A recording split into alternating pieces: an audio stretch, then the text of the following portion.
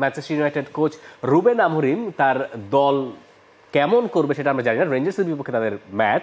তবে তার আগে এই ম্যাচের আগে যে কথা খুব বেশি প্রকটভাবে শোনা যাচ্ছে সেটা হচ্ছে একটা টেলিভিশন সেট ভেঙে ফেলেছেন রুবেন আমোরিম। টেলিভিশন সেট ভেঙেছেন, টেলিভিশন সেট ভেঙে আবার সেটা ক্ষমাও চেয়েছেন। ক্ষমা চাওয়ার ধরনটা আমার ভালো লেগেছে। মানে এই ভদ্রলোক যেভাবে কথা বলেন ভালোই লাগে, খারাপ লাগে না। যে তিনি বলছেন যে তার বয়স কম তাই ভুল হতেই পারে। টিভি ভাঙাটা সঠিক সিদ্ধান্ত ছিল না, বয়সে আমি তরুণ, আমি ভুল করি, তবে প্রতিজ্ঞা করতে পারছি না যে এমনটা আমি আর করবো না, কিন্তু চেষ্টা করব না করার জন্য। আর ইঙ্গিতটাও যে তিনি আবার খারাপ দল বলেছিলেন ম্যানচেস্টার ইউনাইটেডকে ইতিহাসে, সেটাও বলছেন যে তিনি নিজের জন্য ছিল সেই ইঙ্গিতটা। যেই কোচ 10 ম্যাচের মধ্যে 7টাই হেরে যায়, সেটা আমার জন্য এক ধরনের আত্মসমালোচনা।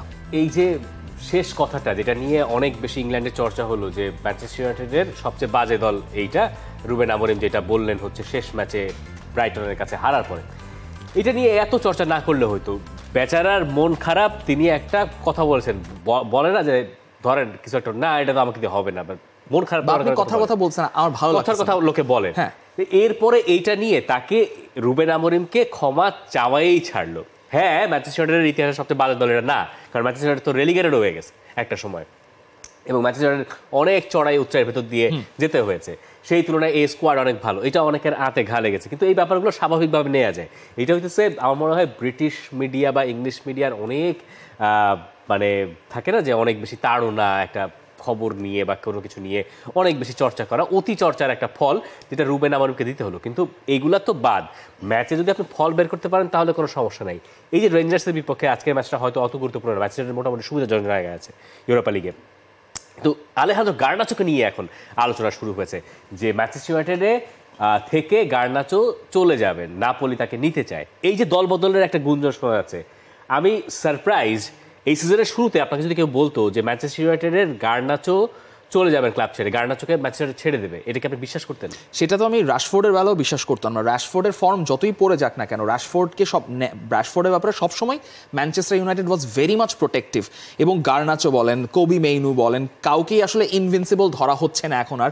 নাপোলি বিট করলে যদি একটু মিলে যায় তাহলে হয়তো গার্নাচোকে ছেড়ে দিতে পারো। যদি চেলসি আউটবিট করে ফেলে, চেলসির কাছে ছেড়ে দিলে আসলে অবাক হওয়ার কিছু থাকবে না, যেহেতু তাদের সঙ্গে একটা ট্রান্সফারের ডিল রয়েছে। তবে ম্যানচেস্টার ইউনাইটেডের যে কথা বলেন সুবিধাজনক স্থানে রয়েছে, টপ 8-এ কিন্তু তারা ফিনিশ করতেই পারে ইউরোপা লিগে। রেঞ্জার্স ইউনাইটেড দুইটা দলই টপ 8-এর স্থানে রয়েছে অটোমেটিক কোয়ালিফিকেশনের জন্য ইউরোপা লিগের পরবর্তী রাউন্ডে। লাৎসিও তারা উঠে এসে 16 পয়েন্ট নিয়ে উপরে, বিলবাও আছে সেকেন্ডে, লিও আন্ডারলেট, গালাতাসারাই, ফ্রাঙ্কফুর্ট এবং ম্যানচেস্টার ইউনাইটেড, রেঞ্জার্স নিয়ে হচ্ছে শীর্ষ 8 ইউরোপা লিগের। বেশ শক্তপোক্ত অবস্থানই বাকি দলগুলো। ম্যানচেস্টার ইউনাইটেড আসলে ডিরেক্টলি কোয়ালিফাই করে যাবে পরের রাউন্ডে মনে হচ্ছে। সেরকমটাই মনে হচ্ছে, ইউরোপা লিগে সেই কোয়ালিফাই করাটা বেশ জরুরি ইউনাইটেডের জন্য।